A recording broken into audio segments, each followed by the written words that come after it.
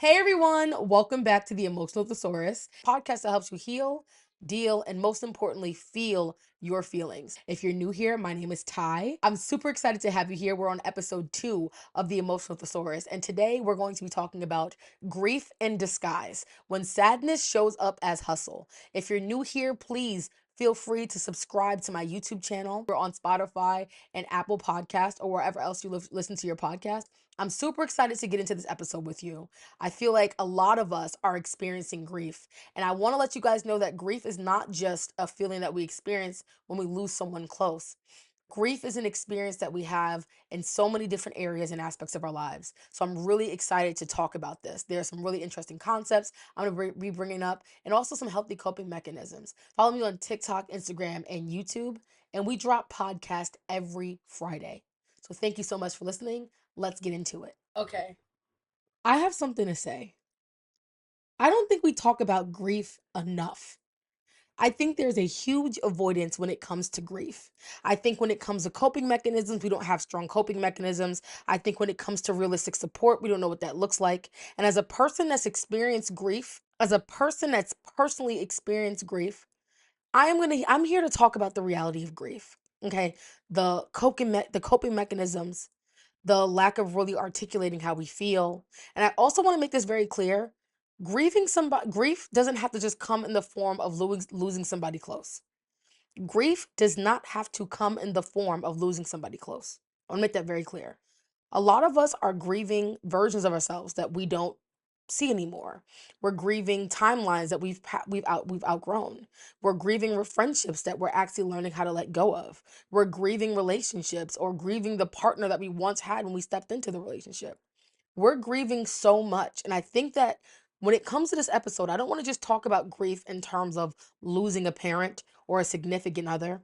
I want to talk about grief across the spectrum, how we experience it in our day-to-day lives, and what we need to do when it comes to actually living through it every single day. What are our coping mechanisms?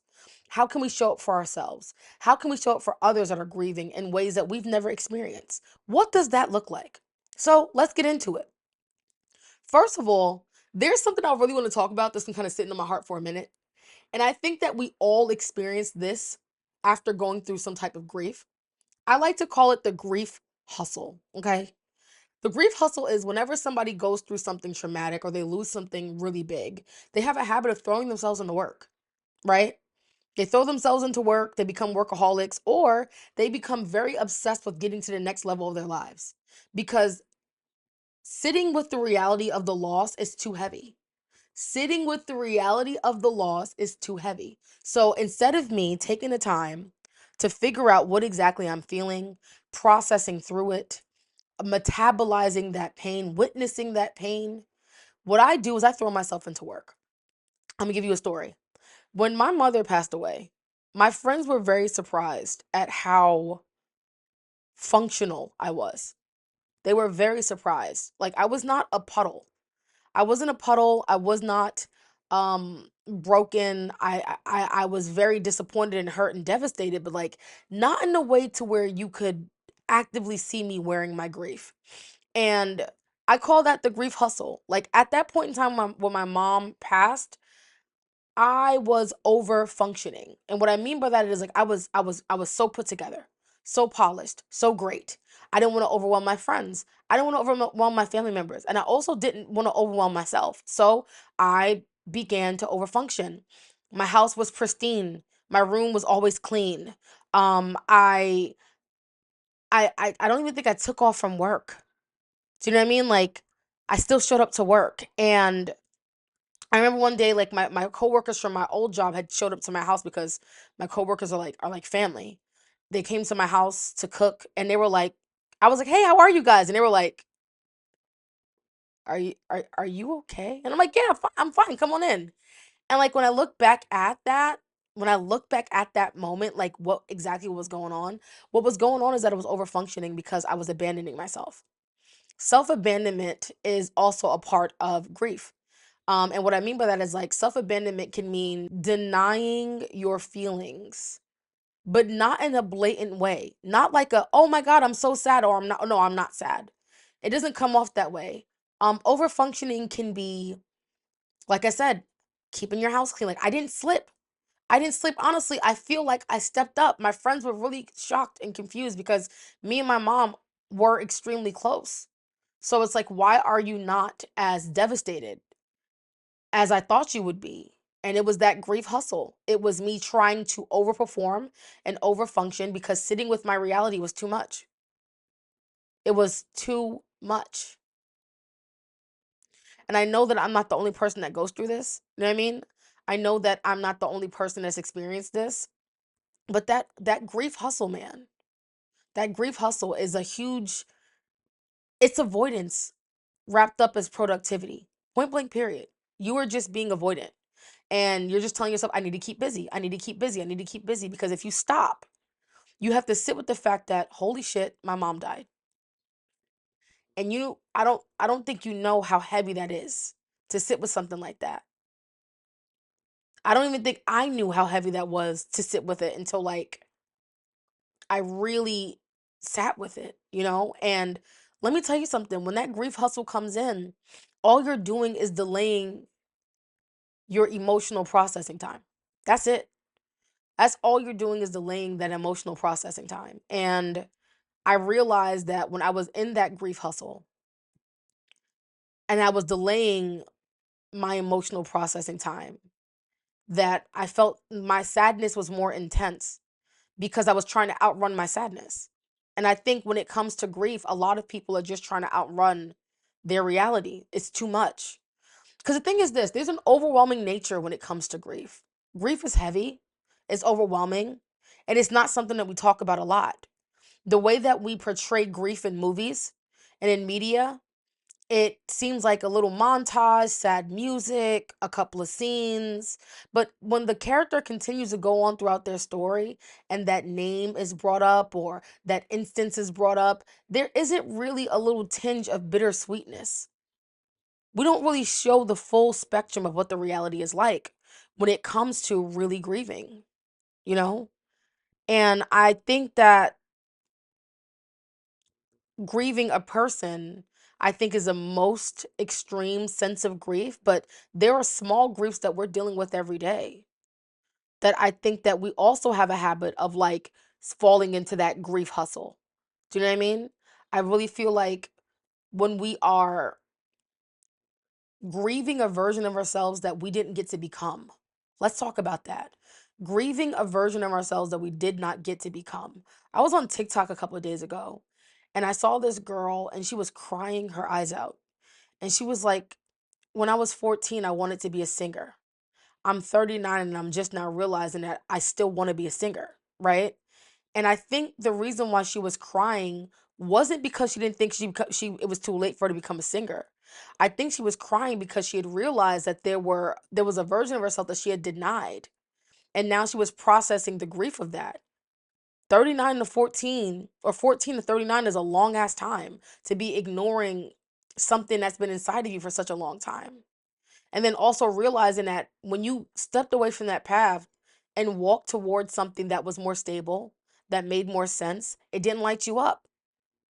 Honestly, you felt more locked down than you did when you were chasing this dream. Do you know what I mean?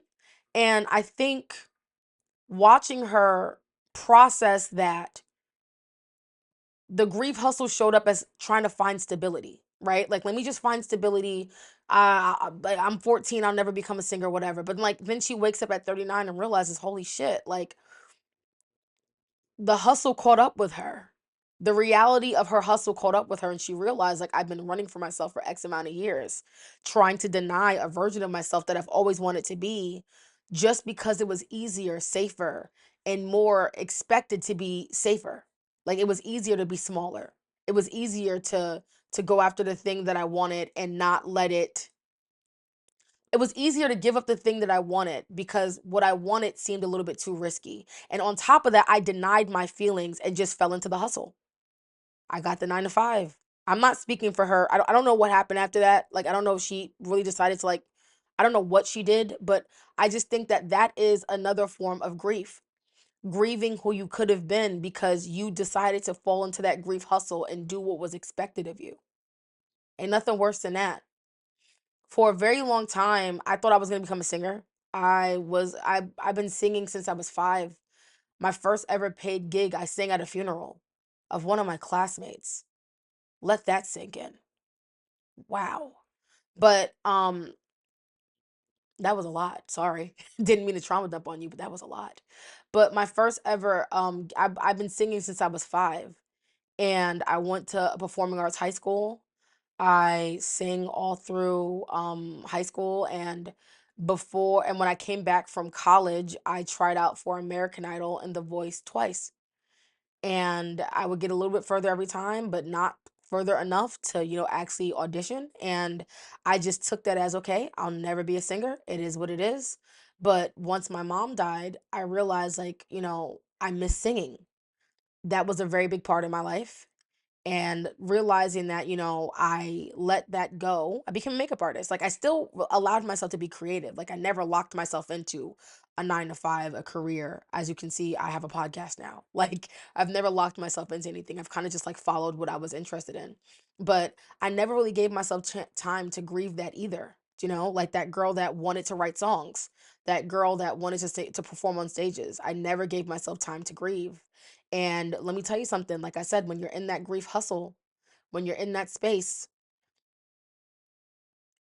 and then like you kind of get knocked off of your hustle a little bit, you're left to face your feelings. You're left to face the reality. And I think the hardest thing when it comes to grieving or grief in general is that it's just very hard to face. It's hard to face that because it's like once you acknowledge that you're grieving something, you got to go through the process of grieving it. And that's fucking heavy. And the thing is, work is a distraction. It distracts you from the reality of the fact that there's a part of you that wants to be this thing that you never really gave yourself permission to be, and that's tough. But I want to say a second thing to that is that we don't have healthy coping mechanisms when it comes to grief. It's either throw yourself into work, and also it's seen as to be socially acceptable. It's so American to be like, you know what? Let me just throw myself into work. Let me create this amazing business in honor of X, Y, and Z. So then you create this amazing business, or you blow up. You become this amazing thing, but the person that you want to share that with is gone. And that's tough. That's not easy. But just because it's tough and it's not easy doesn't mean that you have to deny yourself the feelings and the reality of it. Do you know what I mean? But we do have a lack of of healthy coping mechanisms. Work is pushed on us. And the reason why we decide to kind of throw ourselves into work is because work is a constant. Work doesn't require you to be anything other than functional. It's like your emotions are removed from it, depending on what kind of work you do. But your emotions are removed from it. And you can take all that pain, all that guilt, all that shame, all that frustration, all that fear, all that hurt, all that devastation, and put it toward a project that actually can either propel you forward, that can transform you in some kind of way, that can be your Mona Lisa to the person that is no longer here, or the version of yourself that no longer exists, whatever it is. But we don't have any healthy coping mechanisms. It's either, do you want to drink? Do you want to connect with someone that isn't healthy for you? Like, what do you want to do? We don't have healthy coping mechanisms when it comes to grief. We throw people into work and tell them that their productivity still makes them valuable, as opposed to taking the time to really sit with them while they're going through a really rough time. And like I said, grief comes in so many different shapes and forms. It's not just about losing someone that's no longer around. Grief can also be you grieving a version of yourself that you no longer feel connected to. And I think that that kind of comes with existential dread.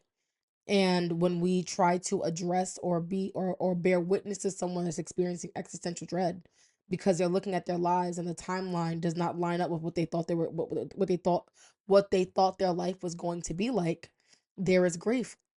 And people's response to that is, do you want to go out and grab a drink? Or do you want me to help you update your resume? What if I don't need either or of those things? What if I just need someone to sit with me through that? What if I just need witnessing? And I think when it comes to grief, the thing that a lot of us have a habit of bypassing is that grief is a feeling that just needs to be witnessed. All grief needs is presence. It doesn't need you to fix it. It doesn't need you to solve it. It doesn't need you to change it. It doesn't need you to move in a way that can make the grief disappear. Grief just needs someone to bear witness to it. I just need you to sit with me while I cry through this. And hell, I don't even need the reassurance. I don't even need you to tell me that everything's going to be okay. I just need you to let me be. And I think I bet you, if we started letting people to just be, if we let people just be in their grief, and I'm not saying wallow in it, I'm saying just give them a chance to process through it, to feel to feel the grief in its entirety. A lot of people will walk around feeling a little bit more grounded and not as heavy. Like I said, that grief hustle, all you're trying to do is outrun your feelings. Point blank period. That's all you're trying to do is outrun your feelings. I left a job last year, a job that felt like a really big job because it was a huge responsibility. I was working with people that needed a certain level of presence and visibility and support, right? But I did not have that presence and visibility and support to be able to perform the job to the best of its ability, right? I did what I could, but we were significantly understaffed. There was no systems in place. It was a lot. And ultimately, I had to leave that job. I did not want to leave that job because I really felt like I was doing good work. I really felt like I was doing good work and I felt like I was making an impact. But I had to leave that job. And I left that job last year in March. And I'm just now realizing that this year in May, that I need to grieve that. That was rough. Like when I told my friends I quit my job, their response wasn't that must have been really hard. I'm sorry that you walked away from something that you really felt like you could have made a difference in. It was like, okay, so when are we gonna apply for the next job? And of course, like, I get it. Like, you want to move on to the next thing, but sometimes before you move on to the next thing, there is this in between space. There is a moment of grief where we have to take some time to acknowledge the reality of it. So when we step back into hustle mode, that we're not as heavy, that we're not outrunning the reality. I realized my job search was just me outrunning the fact that I quit my job. Quitting your job is hard. It is hard to quit your job.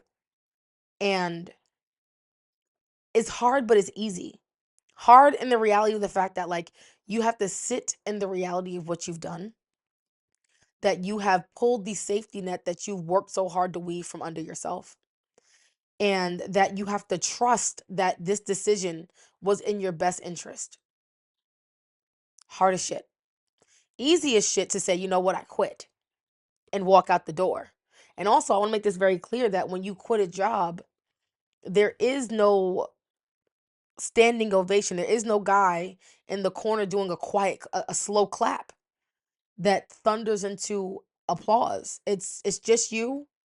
You're left with the relief of the fact that I don't have to go into that job on Monday. But the minute that relief dissipates, you're left with the panic of the reality that, holy shit, I just left my job, and you need to grieve that. And I think that what happens when it comes to grief, aside from the grief hustle, aside from the lack of healthy coping mechanisms, aside from people not knowing how to give grief presence, is that there's this thing called shock and delay. There is a point where you kind of are shocked and you can experience a delayed sense of grief. You know, I have a significant emotional delay when things happen to me that are really heavy. When things happen to me that are really heavy, I overfunction. So that means I self abandon myself and I become very productive to get through the thing. And then once I'm on the other side of the thing, then my feelings are on the other side. Like, you want to acknowledge this? We're here. You kind of dropped us off in the beginning and we just sat and waited for you at the door. Like, we're here now. You ready to deal with us? And I think um what that shock and delay makes grieving 10 times harder. But the reason why there's a significant emotional delay is because you're not taking the time to really acknowledge how you're really feeling in the moment. And I realize, and when I go through something in real time, I don't feel it in real time. Like I'll feel it a little bit and I'll just toss it to the side. I'll just toss it to, and with our grief, we toss our grief to the side. We like, I'm just gonna grieve it later. I'm just gonna grieve it later. It's fine. It's whatever. It's fine. I'm fine. It's fine. We're fine. It's fine. We're good, right? We're good. And then next thing you know,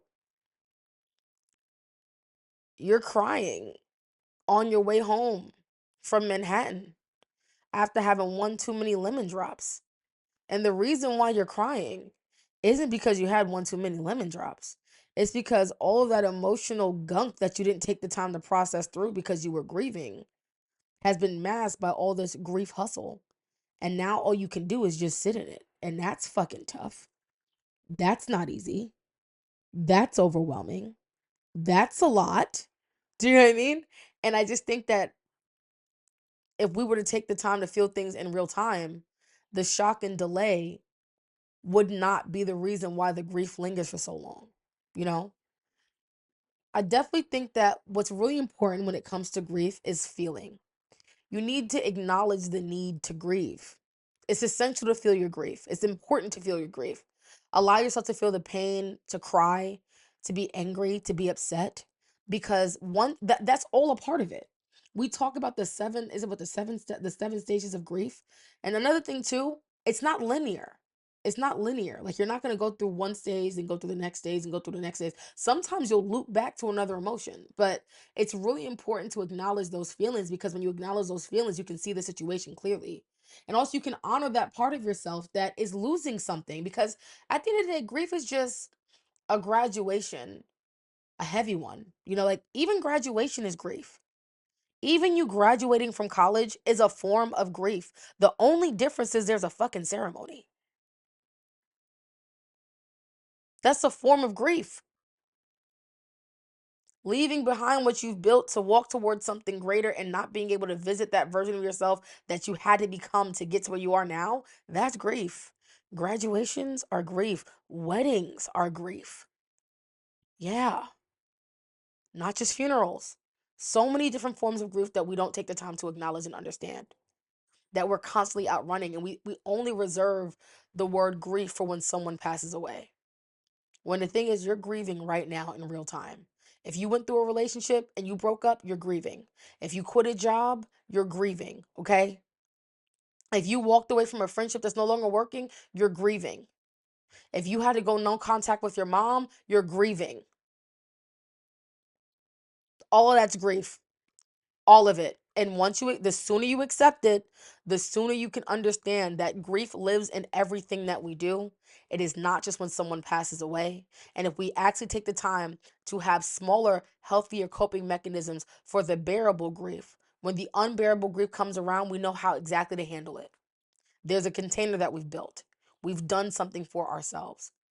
We're not scrambling. We're facing loss in real time because we faced loss in real time in different circumstances, and we understand that it needs time to breathe. It needs to be witnessed. It needs to be metabolized. We need to process it. We need to give ourselves room to cry about it. Point blank, period. Point blank, period. The next thing, healthy coping mechanisms.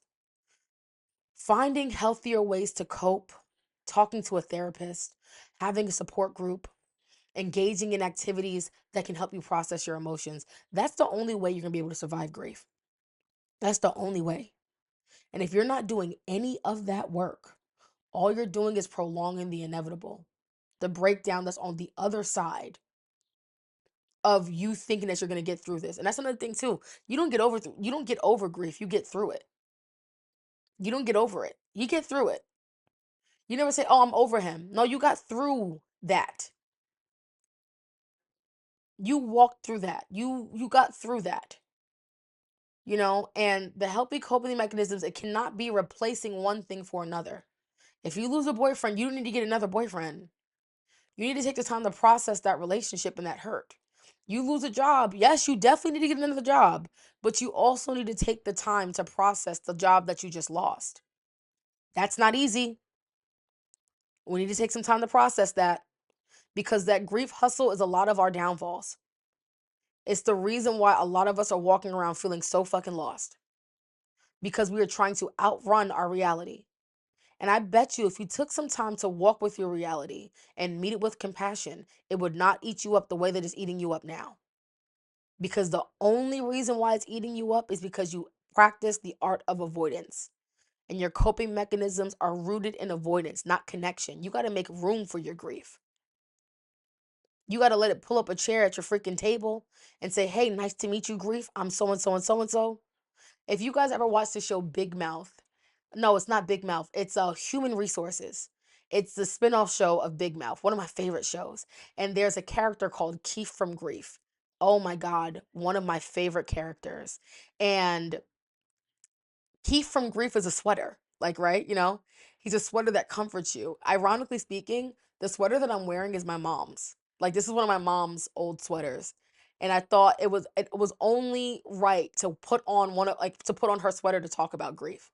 But ironically, Keith from Grief is a sweater. It's like a hug. It keeps you comforted. And everything that Keith says is like the only way out is through. And there was a part in the show where one of the characters was avoiding his reality, which was that his mom was passing away. He was avoiding it. And he just couldn't come to terms with it. I think the mom had dementia. So he just could not come to terms with the fact that, you know, the mom not gonna be okay. He just kept trying to outpace it, out hustle it. And that's another thing too.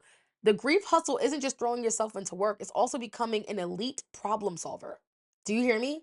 It is like becoming an elite problem solver. If you have a significant other that is slowly but surely fading out of the relationship and you don't want to face that, you become the elite problem solver. You're like, okay, well, maybe one more trip, maybe one more romantic night. Maybe if I surprise him with this. That is also grief hustle. Becoming an elite problem solver as opposed to facing the reality that it's done. They're gone. This is gone. It's time to sit with it because the only way out is through. Point blank, period. And once you take the time to really understand that, grieving will not be something that we all fear. Because as a person that lost their mom, and my mom was my best friend. She was my best friend. And some days I wake up and I'm like, how I've lived without her for almost 4 years. How am I doing it? And I think I'm doing it because I'm not trying to outrun my grief. I give it room. I let it pull up a chair. I'm like, hello, grief. Grief is like, hello, Ty. You know, um, you may cry today. Is that okay? It's like, you know what? We can cry today. That's cool. Like, I give myself room to feel it because the more room I give it, the less room it takes up in my life. Point blank, period. So I just want to make this very clear. The grief hustle might seem like a productive way to cope, but it's only delaying the inevitable. Face your grief, feel it, let it move through you. Accept that grief is now a part of one of you. Accept that grief is now a part of your emotional spectrum. But also understand that grief exists in small ways too. And if you start to acknowledge those small ways, the bigger grief, you have a better understanding of how to handle it because you didn't wait for loss to be the reason why I should step and start acknowledging my grief now. You didn't wait for someone to pass away for you to realize I should start acknowledging my grief now because you've been doing it every single day. Every single time you look at yourself and you realize, man, I'm not that girl anymore, you can grieve that. Every time you look at that relationship and you realize, man, like we outgrew each other, you can grieve that. That's grief. Find some healthy coping mechanisms, talk to a therapist, validate your feelings, meet yourself with compassion, and understand that you did the best you could with what you have. And all grief is just love transformed. Remember that. I hope this helped. Thank you so much for watching The Emotional Thesaurus. Thank you so much for listening to the podcast, The Emotional Thesaurus. I'm so happy that you guys were here today. If you're struggling with grief, please seek help. You don't have to go through it alone. That's the only way I'm able to sit here and say that I'm here right now because I am not going through it alone. Hey, everybody. Thank you so much for listening to The Emotional Thesaurus. This episode was really important for me to film. I'm really excited and I hope you guys enjoyed the episode. Please subscribe to us on YouTube. Follow me on Instagram and TikTok. Follow the Emotional Thesaurus page on TikTok. We drop episodes every Friday. So we'll see you next week. And thank you so much for listening.